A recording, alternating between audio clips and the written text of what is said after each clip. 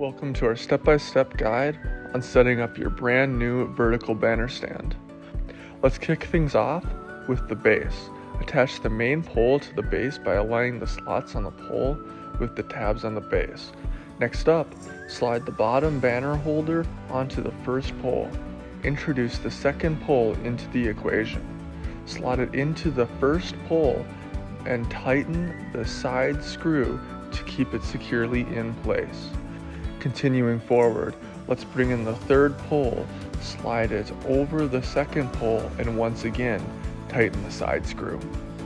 Now take the top banner holder and position it onto the third pole. Tighten the side screw to firmly secure the banner holder. With the structure in place, it's time to insert your vertical banner. Slide the pole into the top slit of the banner.